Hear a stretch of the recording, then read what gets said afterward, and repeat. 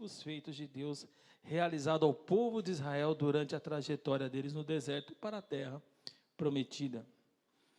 Apesar de toda a aprovação e proteção, o povo questiona se Deus tem capacidade de preparar uma mesa no deserto. Lá no livro de Números, capítulo 11, versículo de número 21, fala a respeito disso.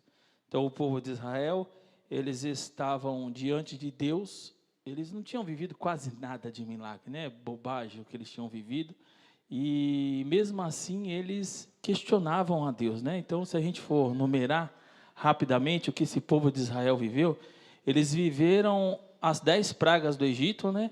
E a última praga do Egito, que é a morte dos primogênitos, e eles puderam ver Deus guardando seus filhos. Passaram pelo mar, o mar se abriu, eles passaram a seco no mar, chegaram do outro lado, viram o povo do Egito morrer, que vieram atrás dele para matar, e o Senhor, de uma vez só, exterminou todos eles. Não bastasse isso, estavam com sede e Deus lhe deu água. E aí eles perguntam, poderá Deus nos dar uma mesa no deserto? Irmãos, às vezes a gente olha algumas situações e é até difícil acreditar, né? Como é que pode uma pessoa não conseguir acreditar em Deus depois de vivenciar tudo isso? E aí a gente olha para as nossas vidas também, né? Quantas vezes eu e você questionamos se Deus pode fazer alguma coisa? Porque o que a gente está vivendo naquele momento está difícil, está doído, está cansativo, e aí a gente fica exausto e fala, meu Deus do céu, o Senhor não vai fazer nada por mim, e a gente começa a entrar em desespero. Eu me recordo que, acho que no começo do ano, se eu não me engano, eu tive um problema no nervo ciático. Embora seja jovem, eu tenho algumas coisas de velho. E aí o ciático começou a me atacar, irmãos. Eu acho que eu devo ter ficado umas 3 semanas ruim, de 2 a 3 semanas ruim com ciático. Eu não conseguia ficar sentado, ou é de pé ou deitado. Sentado não dava para ficar, que ardia tudo. E não era insuportável a dor. E qual era o problema disso? Você não consegue enxergar melhora. Então, em uma semana eu tomei 11 injeções e nada de melhorar. Tinha um pequeno alívio, mas eu permanecia com dor. E conforme vai passando o tempo, irmãos, e não vai tendo melhora, você começa a desesperar. Você fala, Deus, não vai melhorar nunca. E como é que eu vou fazer? E aí eu ia trabalhar de ônibus, porque não dava para ir de carro, porque não dava para ficar sentado. No ônibus eu tinha que ir de pé, porque não dava para sentar. No trabalho eu peguei uma mesa, tipo um palanquezinho desse, pus lá e trabalhei de cima, peguei meu teclado e mouse, pus em cima e fiquei de pé. Trabalhava o dia inteiro de pé. E isso começou a me trazer um desespero, né? Senhor, não vai resolver isso nunca. Até que eu comecei a fazer a quiropraxia lá e resolveu o meu problema, graças a Deus. O nome é feio, irmão, parece até que é macumba. Não, irmão, quiropraxia é um outro tipo de massagem, mas na verdade está mais ligada a ossos, essas coisas tudo. E foi muito bom para mim, deu uma ajeitada e graças a Deus eu melhorei. Mas, irmãos, conforme o tempo vai passando, a gente vai se desesperando. Se você imaginar, até que era uma coisa simples, não era nada assim tão... Não era algo assim para a morte, não era isso, era uma coisa simples. Mas começa a te dar um desespero. E você não vê melhora, e você começa a se desesperar, mas Deus não vai melhorar nunca, não vai melhorar nunca. E até que dá uma aliviada um pouco, e aí quando resolveu o problema, aí você até esquece da dor, você até esquece do que aconteceu. E quando a gente pensa no momento de provação, irmãos, teoricamente está tudo muito ruim, né? Então na prova sempre está tudo ruim. E quando a gente olha para o tema, a gente vê uma dicotomia, né? São dois opostos totalmente diferentes, né? Opostos, né? Eles são diferentes, então. Eu estou falando de mesa, estou falando de deserto. Quando eu pesquisava esse tema, irmãos, a inteligência artificial fez um resumo para mim de mesa no deserto. E eu gostei do resumo que ela fez. Diz assim, na Bíblia, a mesa tem um significado profundo. Representa um lugar de comunhão, relacionamento, intimidade e transparência. Já o deserto simboliza a hostilidade, que te representa a ocasião em que Deus põe à prova ao seu povo a fim de aperfeiçoá-lo. Então, a mesa que o Senhor nos chama é uma mesa de relacionamento, intimidade e transparência. E o momento que nós passamos provas no deserto, irmãos, não é para fazer-nos sofrer, e sim para nós nos aperfeiçoarmos. Às vezes passamos por provações e a gente fica desesperado, bravos com Deus, porque Deus não fez aquilo que a gente tanto queria, aquilo que a gente almejava. Observe que existem dois elementos que são completamente contraditórios entre si, porque deserto simboliza escassez, fome, crise, necessidade é um momento difícil, um lugar sem opção, sem saída, sem rumo. O deserto não tem vegetação suficiente para sustentar a vida, por isso, em geral, é lugar desabitado. A própria palavra deserto, originada do grego desertum, significa lugar abandonado. Então, a palavra deserto, do grego, ela significa, do latim, na verdade, significa lugar abandonado. A palavra mesa fala de banquete, abundância, fartura e momento de alegria. Humanamente falando, mesa e deserto é impossível se combinarem, ou seja, não tem lógica. Então, quando a gente fala de mesa de fartura num deserto, irmãos, não tem lógica. E aí, eu me lembro dos desenhos, né? Eu adoro desenho, já falei isso 1000 vezes. E tem um desenho do Pica-Pau, que o Pica-Pau está no deserto, e daqui a pouco, ao longo, ele olha, enxerga, vê palmeiras, ele vê água, ele vê um monte de coisa, e aí ele fala, é agora que eu me dei bem. E aí ele se joga naquilo e é uma miragem. Quantas vezes, né, a gente não tenta achar um oásis no meio ao deserto? Quantas vezes a gente não tenta achar esse oásis onde a gente vai ter resposta, onde a gente vai ter as coisas? Às vezes a gente escuta, olha, vai lá que vai dar certo. A gente fala, eu vou lá que vai dar certo. É miragem, irmãos. Eu me recordo que, logo quando eu saí tem 2 empregos atrás, quando eu saí dele, meu ex-chefe falou, Silvio, conta comigo. Eu vou sair, você vai sair, mas te dou um emprego. Falei, conta com você. Gente, ele não é ninguém menos do que o presidente de uma multinacional. E aí, irmãos, ainda bem que eu não contei com ele. Mas ele disse, conta comigo. E quantas vezes a gente conta com o homem, né, irmãos? Vou contar com você, que você disse que vai fazer. E às vezes, irmãos, aquilo que falou para você contar com ele, conta não, porque não vai dar certo. Nós precisamos confiar em Deus. Na lógica, a provisão em meio à escassez é impossível, mas para Deus tudo é possível. Então, irmãos, nós precisamos aprender a confiar que existe um Deus que é capaz de fazer todas as coisas nas nossas vidas. Esse é o primeiro ponto. Precisamos acreditar que Deus pode fazer um milagre nas nossas vidas. E aí, não existe lógica no meio da escassez. No meio da escassez, não tem como você ver o milagre de Deus acontecer. Eu já contei isso uma vez aqui para os irmãos. Eu, quando criança, teve uma vez que a gente não tinha nada para comer em casa, né? A gente só tinha, minha mãe tinha um pouco de arroz em casa, que eu me lembro. Basicamente era o arroz, e a gente tinha, eram 6 pacotes de arroz por mês, 6, 8 pacotes de arroz por mês. E a gente estava no fim, irmãos. E aí a gente orou lá, eu orei com a minha mãe. A gente não é nem crente, irmãos. Não acabou o arroz. Demorou muito para acabar aquele pacote de arroz. Ele durou o mês inteiro. Ah, vocês comeram menos? Não. O Deus da provisão, Ele nos alcança. Em meio à escassez, é capaz de ter abundância? Sim. No meio da escassez, Deus pode fazer ter abundância. É possível ter abundância de alegria em momentos de tristeza. É possível ter prosperidade em meio à pobreza. Como é que pode, irmãos? Como é que a gente pode fazer a nossa mente entender isso? É impossível a nossa mente humana entender isso, as coisas que Deus faz por nós. O deserto é um lugar seco, estéril, uma região despovoada, sem recurso. Deserto é um lugar que falta água, falta pão, proteção, segurança. No deserto não há caminho, não há estrada, não tem bússola. Se você não tem bússola, é capaz de ficar rodando, pois haverá somente areia em volta e você não conseguirá achar o caminho de saída.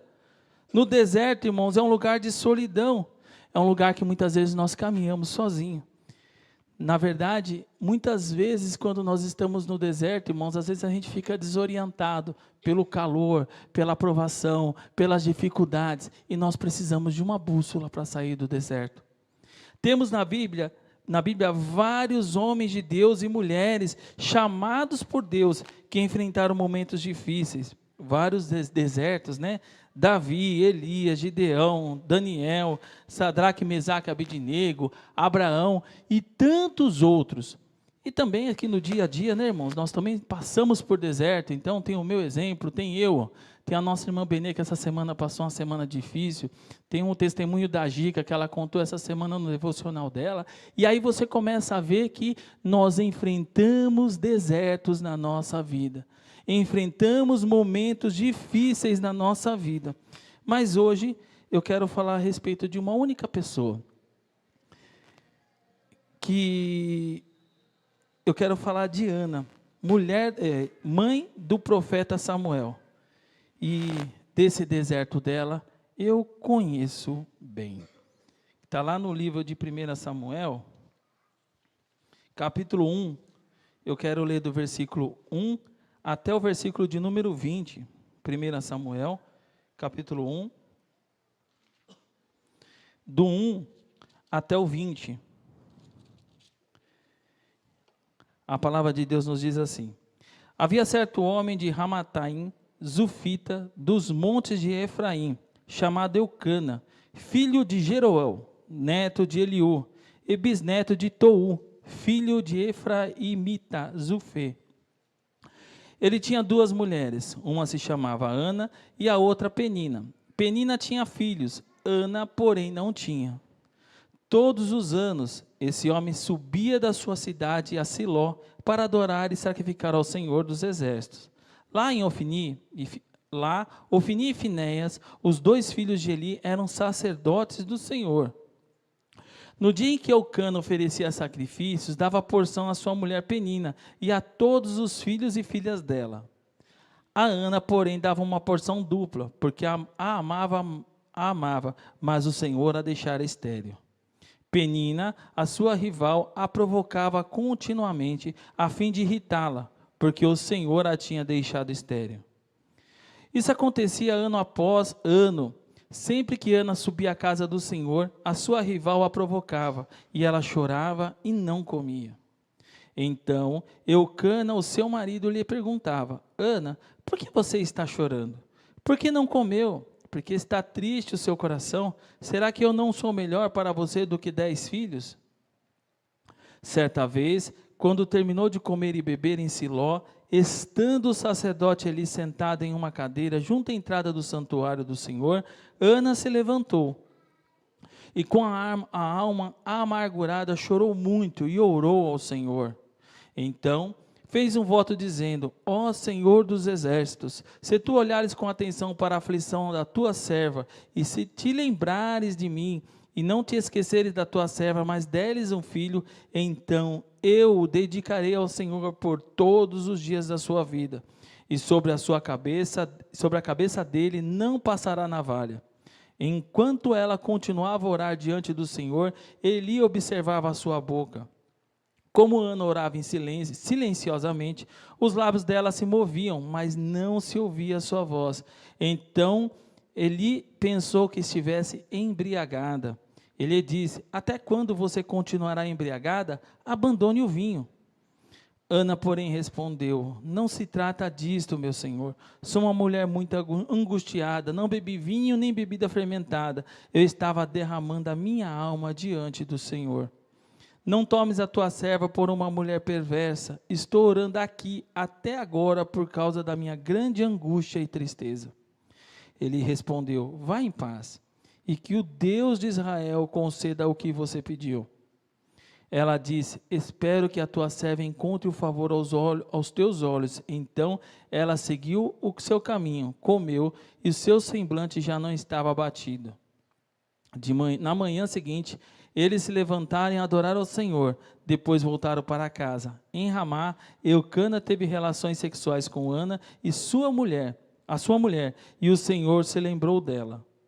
Assim, Ana engravidou no devido tempo, deu à luz a um filho, a quem deu o nome Samuel, dizendo: eu o pedi ao Senhor. Ô, irmãos, quantas vezes, né, no meio da provação, parece que as coisas só complicam, né? A Bíblia fala que Ana não podia ter filho e ainda tinha um enviado de Satanás que ficava irritando ela, né?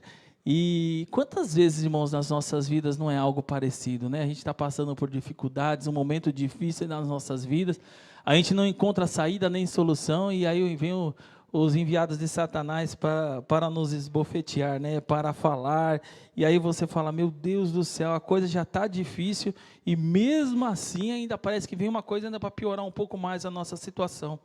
A história de Ana, ela começa com a dor da infertilidade. Ela era uma das duas esposas de Eucana, a sua rival. Ô, irmãos, quando eu falei que a história de Ana me identifica, é verdade, irmãos, eu não era estéril. A Rose não era estéril, mas a gente estava com dificuldades para engravidar, irmãos. E aí a gente orava a Deus, falava com Deus, pedia para Deus, e as coisas não aconteciam, irmãos. Não vinha de jeito nenhum, e a gente via todo mundo. A Rose brinca que ela falava que quando ela estava querendo engravidar, até formiga grávida passava na frente dela. E parece que só para piorar, né, irmãos? Aí todo mundo começa a ficar grávida, você fala: meu Deus do céu, todo mundo fica grávida, e aí não consegue, e a gente orando, e pedindo para Deus. Minha sogra estava fazendo campanhas, né? Eu falei para ela assim que é culpa dela. Eu falei: veio gente, sua culpa. Tinha que orar menos, não era tanto assim não. E aí ela dá risada. E, irmãos, e a gente pedia para Deus e nada, irmãos. E assim parece que as coisas vão vindo para as nossas vidas e não acontece. E parece que as coisas ao redor, parece que começam a contribuir para você ficar mais triste ainda. Você fala: Deus, mas eu queria tanto, Senhor. Aí você vê todo mundo conseguindo, você fala: meu Deus, me ajuda. Essa situação traz à tona uma das lutas mais profundas e dolorosas que alguém pode ter: o desejo de ter filhos não ser realizado. Ô, irmãos, a gente chegou ao momento de achar e falar: meu Deus do céu, eu acho que não vai ser não. Eu acho que não vai rolar não, não vai dar jeito não. E a Rose falou: ó, Silvio, acho que daqui não vai sair nada não. Desse mato não vai sair gato não. Eu falei: ô, Jesus, tem que sair, Senhor, põe das tuas mãos. E às vezes, irmãos, ela teve algumas suspeitas de gravidez sem estar, né? Aí a gente fica: tá. Não tá. Não tá. E aí a gente ficava agoniado, né, irmãos? E falando: Deus, as coisas não vão acontecer. Eu imagino Ana, irmãos, naquela época, porque naquela época, irmão, a função da mulher era reproduzir. Era só essa. Na sociedade ela não tinha voz. Ela não votava, ela não podia decidir nada. A função dela era cuidar da casa e procriar. Era só isso. E Ana não podia gerar filhos. Você tem ideia do que isso era para essa mulher? E aí, em contrapartida, aí vai o abençoado do marido ainda fala: não sou melhor do que 10 filhos? Não! Qual é a dúvida? São coisas diferentes. E aí, não sou melhor? Não é melhor não. É ruim. E ele amava mais, a Bíblia fala que ele amava mais ela do que a Penina. Por isso que ela recebia a porção dobrada de tudo que ele dava para a Penina. Mas mesmo assim, ela continuava triste. Quantas pessoas ao longo da história passaram por situações semelhantes, lutando contra a sensação de que algo fundamental estava faltando em suas vidas? E quantos de nós não vivemos isso, irmãos? Olhando e falando: olha, eu acho que alguma coisa que é fundamental para mim ainda não aconteceu. Às vezes a gente está desesperado, irmãos, por alguma coisa que a gente está achando: Senhor, eu preciso, Senhor, eu quero. E Deus fala: calma, espera mais um pouquinho. Mas, Senhor, eu quero agora. Espera mais um pouquinho. E a gente fica nesse desespero que Deus precisa nos dar e reclama: Senhor, o Senhor não tem olhado para mim, o Senhor não tem cuidado de mim. E o Senhor: eu estou cuidando de você a cada dia. O deserto, irmãos, é um lugar onde geralmente nós estamos sozinhos. Geralmente é um lugar onde nós passamos por aperto. A história nos fala que no deserto de dia é muito quente, de noite é muito frio. Você vive os extremos, irmãos. E aí você lá nos extremos, você se angustia, você se entristece, você se desespera, fica sem esperança, mas o Senhor, Ele continua conosco. A Bíblia nos fala que Ana, ela encontrou um meio para resolver o seu problema, que era entregando a sua vida a Deus. E aí fala o seguinte, que ela orou, em sua dor, Ana recorreu à oração, ela foi ao templo e orou ao Senhor, derramando o seu coração diante dele. Podemos aprender com Ana a importância de levar nossas preocupações e dores a Deus em oração. Mesmo quando nos sentimos fracos e desamparados, a oração pode nos conectar com o poder divino, o que pode transformar nossas vidas. Além disso, a promessa de Ana nos lembra a importância de manter os nossos compromissos com Deus. Meus irmãos, Ana disse o seguinte: Senhor, se o Senhor me der um filho, eu vou consagrar a ele a sua casa. Se o Senhor me der um filho, quando ele desmamar, eu vou deixar ele lá na sua casa para servir a sua casa. Essa tinha sido uma das promessas de Ana. Essa foi uma das promessas que Ana fez. E Ana, ela encontrou na oração um meio de tirar a angústia do seu coração. Meus irmãos, e quantos de nós vivemos angustiados e esquecemos o principal motivo que nos faz deixar a angústia de lado? A Bíblia nos fala que na presença de Deus até a tristeza salta de alegria. E aí, quando nós oramos e colocamos os nossos problemas nas mãos de Deus, Ele nos traz paz, Ele nos traz alegria, Ele muda a nossa história, Ele muda a nossa perspectiva, Ele muda-nos para que a gente possa ter esperança de um dia poder sair desse problema. E muitas vezes, irmãos, nós nos angustiamos. Lidar com a adversidade, relação entre Ana e Penina. A relação entre Ana e Penina era complexa e repleta de conflitos. Penina zombava de Ana por ser estéril, causando grande angústia. No entanto, Ana não respondeu à provocação de Penina com raiva ou vingança. Nesse ponto, podemos aprender com ela como lidar com a adversidade e conflito em nossas vidas. Ana, ela sabia que ela podia encontrar em Deus a saída para os seus problemas. Ela sabia que em Deus ela poderia encontrar aquilo que ela tanto almejava, que era o seu filho. Mas a Bíblia também nos fala que Ana, enquanto ela orava, enquanto ela buscava a Deus, a sua adversária, a outra esposa do seu marido, ela já tinha filhos, ela estava bem, estava indo tudo muito bem na vida dela, e ela, por vezes, a desafiava, por vezes falava com ela, por vezes angustiava Ana, e ela ficava desesperada. Por quê? Porque ela não conseguia alcançar aquilo que ela tanto almejava, e ela não tinha nenhuma esperança disso acontecer. Meus irmãos, quando as coisas estão nas nossas mãos, ou estão perto, a gente fala, vai dar certo, e você tem mais facilidade de acreditar, porque você consegue pegar, você consegue fazer. Então eu preciso de um emprego, ou eu peço para Deus um emprego, mas eu sei que eu posso conseguir. Aí você vai buscar emprego, você corre, você fala, vai dar certo. Mas quando chega uma notícia para nós dizendo o seguinte: olha, você está desenganado, não tem mais jeito, você não tem mais o que fazer.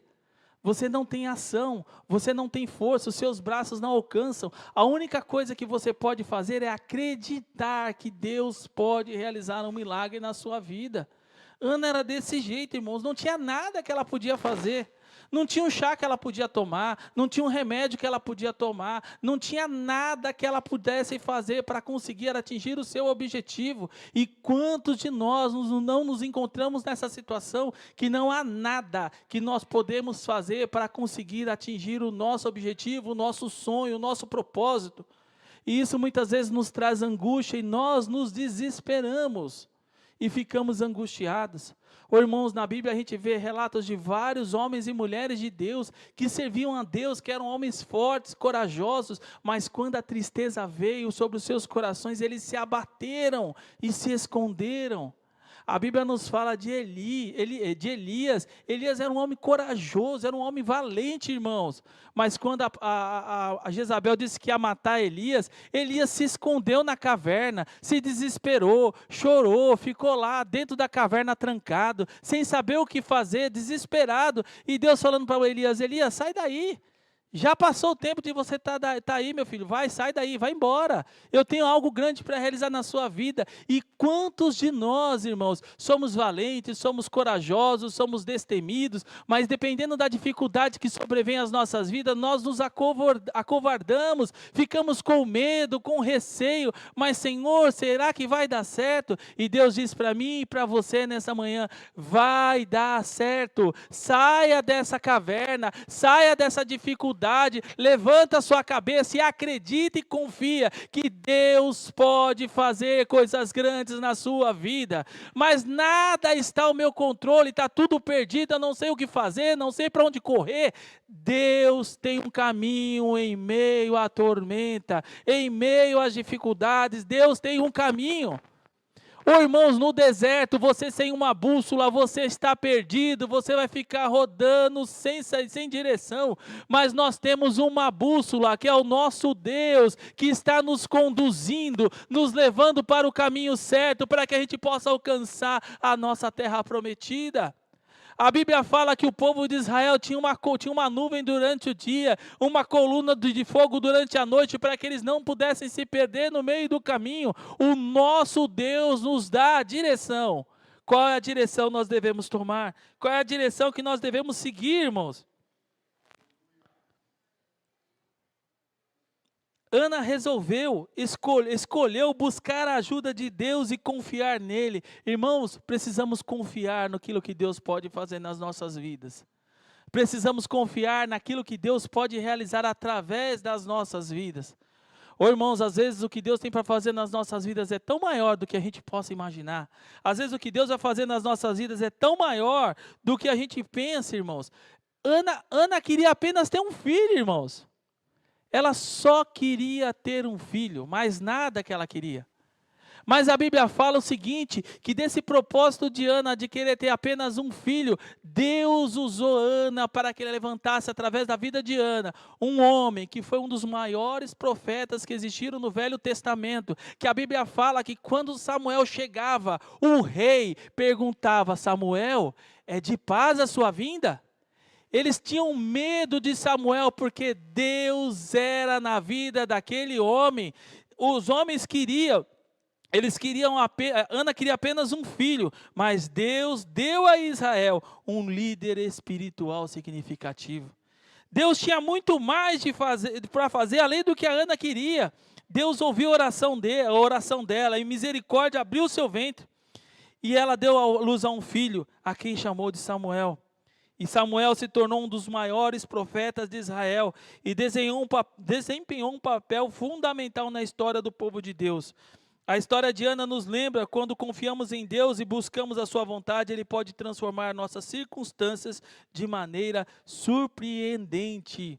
Deus chamou Ana, Ana pediu para que Deus lhe desse um filho, Deus lhe deu um filho, Ana pegou esse filho, deixou lá como profeta, e a palavra de Deus nos fala que aquele menino, quando tinha 8 anos de idade, Deus o visitou, Deus falou com ele, Deus o chamou.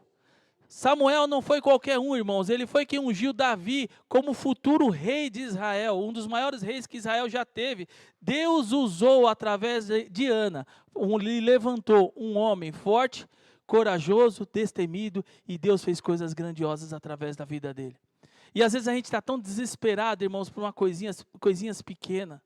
Às vezes, irmãos, nós estamos desesperados porque nós não conseguimos enxergar saída e solução.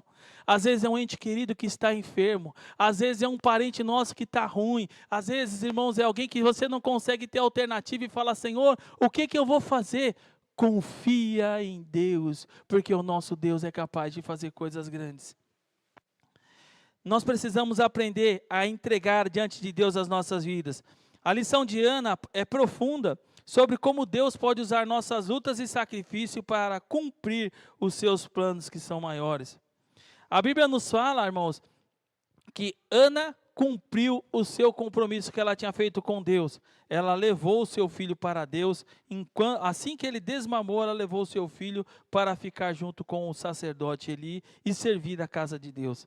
Meus irmãos, uma coisa importante, nós temos por hábito, irmão, de ficar sempre querendo trocar com Deus, né? Ó, Senhor, se o Senhor me der isso, eu te dou isso. Senhor, se o Senhor fizer isso, eu faço isso. Irmãos, Deus não precisa disso para nada. A gente fala assim, não, eu vou fazer, olha Jesus, se eu fizer isso, olha, eu vou jejuar. Se o senhor fizer isso, eu vou ajudar os pobres. Se o senhor fizer isso, eu vou fazer. Irmãos, Deus não precisa disso. Nós somos criados, irmãos, na questão de merecimento. Então a gente fala para os filhos assim, olha, se você passar de ano, você ganha uma bicicleta. Se você fizer isso, você ganha isso. Se você fizer aquilo, você ganha isso. E a gente cresce com isso na cabeça, irmãos. E a gente continua fazendo promessas. Olha, Senhor, se o Senhor fizer isso, eu vou fazer isso. Se acontecer isso, eu vou fazer isso. Irmãos, para Deus não serve para nada. Os nossos sacrifícios, a Bíblia fala que para Deus é como se fosse um trapo de imundícia, irmãos. Então, às vezes, a gente acha que a gente está fazendo muita coisa. Não, eu vou conseguir, eu vou ser merecedor. A palavra é merecimento. Então, assim, eu vou fazer isso porque aí eu vou merecer o favor de Deus. Irmãos, nós não merecemos nada. Tudo que nós temos vem de Deus, por graça. Nós não merecíamos e Ele nos deu. E muitas vezes nós achamos, olha, eu vou fazer algumas coisas porque eu quero ser merecedor, eu quero que Deus me dê, olhe para mim e fale assim, olha, o Silvio é muito bonzinho, ele merece, eu vou dar para ele porque ele merece, ele é bonzinho. Não, irmãos, eu sempre me achei bonzinho, sempre me achei santinho, e quando eu me converti, eu continuava achando que eu era santinho. Puxa, sou tão bonzinho, nunca fiz nada de errado, me converti cedo, um anjo. E aí a gente começa a ver quem a gente é de verdade, né?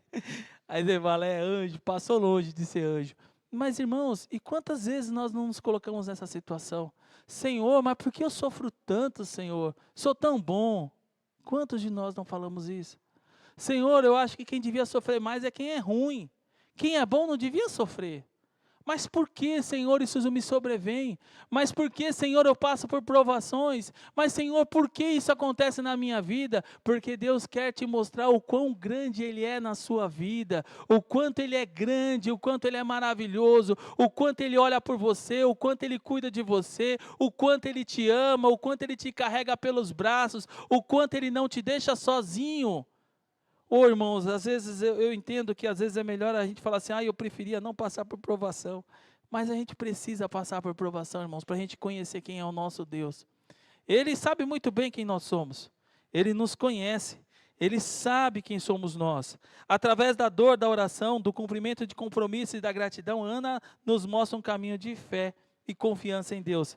Podemos aprender com ela que a oração é a fonte de força e consolo, a maneira de lidar com as adversidades e conflitos de maneira piedosa e cumprir nossos compromissos diante de Deus.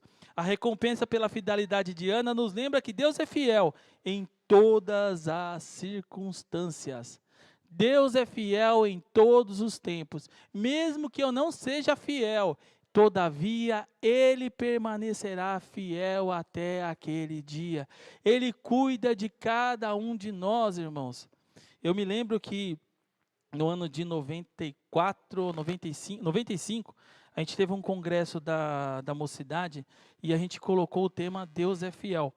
Mas antes da gente escolher esse tema Deus é fiel, nós nos debruçamos no que tinha ocorrido no decorrer do ano anterior, no decorrer do ano, né? Antes desse congresso. Inclusive foi o primeiro congresso da mocidade. E aí, irmãos, a gente tinha passado, a igreja em si, né? A gente teve várias situações difíceis. Foi o ano que o irmão do David veio a falecer. A Érica também tinha ficado mal. Um monte de gente, sabe aquele ano difícil? Todo mundo coisa ruim, difícil, dificuldade, angústia. E aí a gente falou assim, vamos colocar o tema, o Deus de toda a consolação. E aí foi pensando em temas. No final de tudo a gente chegou a uma conclusão. Deus é fiel. Em meio a toda aquela tormenta que a gente tinha vivido, a gente decidiu chamar de Deus é fiel. Porque em meio a todas as dificuldades das nossas vidas, em meio a todas as angústias que nós enfrentamos, que nós vivemos, os momentos que nós choramos, que nós nos desesperamos, que não sabemos para onde correr, Deus se mantém fiel a cada um de nós. Cuidando de nós, trabalhando pelas nossas vidas, nos tratando bem, cuidando de nós. Independente da dificuldade que você esteja enfrentando, Deus se faz presente para nos ajudar e cuidar de nós. Espere em Deus, confie em Deus, nele, pois Ele tem cuidado de cada um de nós. Irmãos, no momento da provação é difícil nós encontrarmos uma saída. No meio da provação é difícil nós encontrarmos um momento para falar, puxa vida, eu posso ser feliz? Pode. A Bíblia nos fala que na presença de Deus a tristeza salta de alegria. A Bíblia nos fala que Deus é um Deus fiel. É um Deus que mantém a sua palavra para nós em até 1000 gerações. Ele continua cuidando de cada um de nós. Da mesma forma que Ana confiou em Deus e falou, Senhor, em meio às minhas dificuldades, eu vou confiar que o Senhor pode realizar um milagre na minha vida. E Deus fará coisas grandiosas nas nossas vidas, porque Ele é fiel e tem se mantido fiel a cada um de nós. Irmãos, nós vamos encerrar esse mês de setembro, esse tema Mesa no Deserto, e trazendo para nós a seguinte reflexão. Independente de qualquer coisa, Deus é fiel.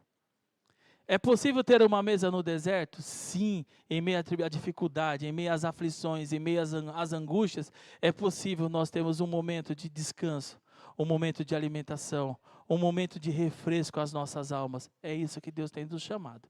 Amém? Vamos colocar de pé, irmãos? Deus pode nos preparar uma mesa no deserto. Deus pode fazer coisas grandiosas nas nossas vidas. Irmãos, eu peço que os irmãos orem, irmãos, por essas pessoas que têm passado por dificuldades, irmãos. Hoje, o mal do século, irmão, a doença desse século, ela não é uma doença física. A doença desse século não é uma doença física, é uma doença emocional. E a gente vê, irmãos, pessoas maus, pessoas que não conseguem sair dessa caverna, dessa angústia, pessoas que não conseguem dar o próximo passo, que ficam desesperadas, que não têm alternativa. E aí você fala, Senhor, tem misericórdia dessas vidas. Tem misericórdia dessas pessoas que precisam de um milagre em suas vidas, que precisa ter alegria no seu coração. A alegria foi embora e ela não consegue mais alcançar essa alegria. Mas o nosso Deus é o Deus que nos traz paz. O nosso Deus é o Deus que nos traz alegria. O nosso Deus é o Deus que guarda cada um de nós do dia mal. E fala para mim e para você, olha, não temas, não te assombres. O salmista escreve lá no Salmo 23, ainda que passe pelo vale da sombra da morte.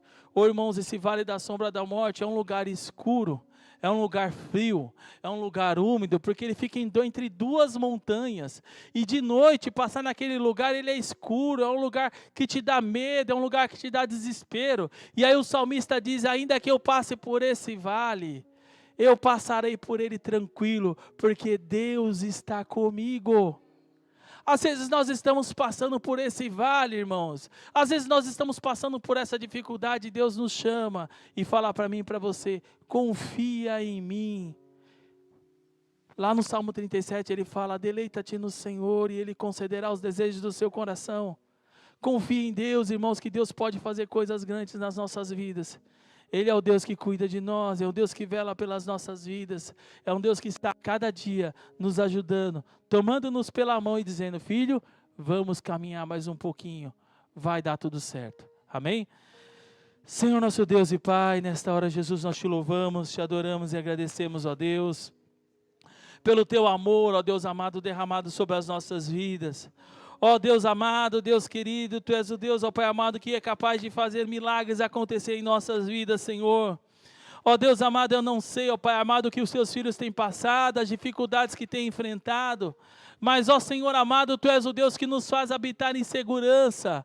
Ó Deus amado, Tu és o Deus que é capaz de fazer coisas novas nas nossas vidas. Senhor é o Deus capaz de visitar-nos, ó Deus amado, e tirar a tristeza dos nossos corações e colocar uma alegria, Senhor amado, que muitas vezes nós nem entendemos, porque estamos alegres, porque temos paz, e está tudo dando errado. Mas é o Senhor cuidando de cada um de nós a cada momento, cuidando dos nossos corações, cuidando das nossas almas.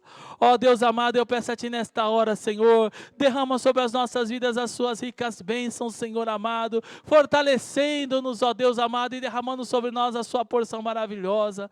Ó Deus querido, eu peço a Ti nesta hora, Pai, ser, ó Deus amado, com cada um de nós, ó Deus amado, fortalece-nos, ó Deus. Ó Pai amado, os Teus filhos que estão angustiados, Senhor amado, em busca de uma porta de emprego, Senhor, abra, Senhor amado, as portas, ó Pai amado, e abra as janelas dos céus, ó Pai. Ó Pai querido, e dê emprego aos teus filhos que estão desempregados, ó Pai. Os seus filhos, ó Pai amado, que estão enfermos, ó Deus, que precisam de um milagre, ó Deus amado. Eu peço a Ti nesta hora, vai ao encontro dos seus filhos, ó Pai amado, trazendo cura, restauração, transformação, Senhor. Ó Pai amado, os seus filhos que estão com casamento, Senhor amado, em ruínas, vai ao encontro deles, ó Pai amado, faz um milagre, ó Deus. Oh, Pai querido, fortalece os seus filhos diante de Ti, Senhor amado. Que todo o laço do diabo contra a vida dos seus filhos caiam por terra, Senhor. Oh, Deus amado, os seus filhos, ó Pai amado, que se encontram em depressão, Senhor. Eu peço a Ti nesta hora, Pai amado, vá ao encontro deles, ó Pai. Oh, Deus querido, encha os seus corações de alegria, Senhor amado. Pai, realiza, Senhor amado, milagres, ó Pai amado, nessas vidas, ó Pai. Oh, Deus amado, sabemos que Tu és o Deus do milagre. Tu és o Deus que é incapaz de fazer o impossível, Senhor. E quando nossas mãos não alcançam, Senhor, as Tuas mãos, ó Deus amado, vai ao nosso encontro, Senhor, guardando-nos, livrando, Senhor, de todos os males. É no Teu nome, Jesus, que nós Te pedimos, ó Deus. Nós Te louvamos, ó Senhor, e agradecemos em nome de Jesus. Amém, Jesus. Amém, Senhor. Amém. Deus abençoe, irmãos. As palmas louvam o nome do Senhor, nosso Deus.